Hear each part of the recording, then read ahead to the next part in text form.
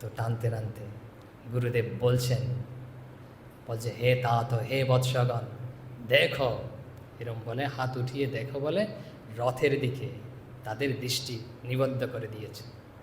আর রথে যে রয়েছে জগন্নাথ, তার দিকে তাদের দৃষ্টি এরকম নিবদ্ধ করে দিয়েছে, দেখিয়ে দিয়েছে।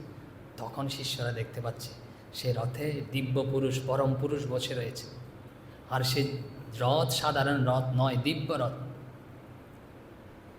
আর যে আশেপাশে এত কোলাহল ছিল, সেই সব কোলাহল একদম শান্ত হয়ে গেছে, নিস্তব্ধ হয়ে গেছে। তারা শুধু দেখতে পাচ্ছে একটা চৈতন্যের সমুদ্র, আর ব্যক্তি কাউকে দেখতে পাচ্ছেন না। আর ওখানে যে রথে আরূঢ় রয়েছে চৈতন্য ঘন বিগ্রহ, সেই পরম পুরুষ আরূঢ় রয়েছে। তো গুরুদেব বলছে, বৎস, আমি বলছি সে বেদের চরম তত্ত্ব, সেটা তোমরা উপলব্ধি করো। বলছেন, আত্মানং রথিনং বিদ্যি শরীরং রথমেব তু বুদ্ধিং তু সারথিং বিদ্যি মনপগ্রহমেব চ। অনুভব করো, দর্শন করো। বলছেন যে আত্মানং রথিনং বিদ্যি, সে আত্মাকে, পরমাত্মাকে রথে যে আরূঢ় হয়ে রয়েছে তাকে পরমাত্মা রূপে দর্শন করো, অনুভব করো। শিষ্যরা দেখতে পাচ্ছে একই এই সত্য তাদের সামনে প্রতিভাত হচ্ছে। তারপরে বলছে এই শরীরকে, তোমার শরীরের দিকে এখন দৃষ্টি নিবদ্ধ করো, নিজেকে দেখো। এই যে রথ দেখতে পাচ্ছ, দিব্য রথ, এটা হচ্ছে প্রতীক।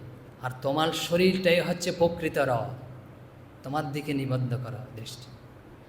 আর যে ওখানে পরম পুরুষকে দেখতে পাচ্ছ, আর তোমার মধ্যে সেই পুরুষকে দেখার চেষ্টা করো। সেই পরমাত্মা, সেই পরম পুরুষ তোমার মধ্যে সেই প্রত্যেক আত্মা রূপে রয়েছে তোমাদের মধ্যে। শিষ্যরা দেখছে, অনুভব করছে।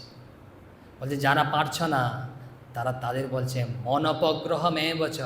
মন হচ্ছে লাগাম, যে দড়ি রয়েছে, রথের যে দড়ি থাকে টানা হয়, যেটা দিয়ে টেনে নিয়ন্ত্রণ করা হয়। বলছে মনকে এরকম নিয়ন্ত্রণ করো, মনের লাগাম টেনে ধরো। বুদ্ধিং তু সারথিং বিদ্যি, বুদ্ধিকে সারথি হিসেবে জানবে। যে সারথি, এই সারথি বুদ্ধি দিয়ে তোমার এই মনকে এবং এই শরীরকে পরিচালনা করা যথাযথ। তখনই তোমাদের এই সত্য দর্শন হবে, অনুভব হবে। শিষ্যরা দর্শন করছে, অনুভব করছে। এখন শিষ্যদের মনে প্রশ্নও দিতে হয়েছে। কী প্রশ্ন?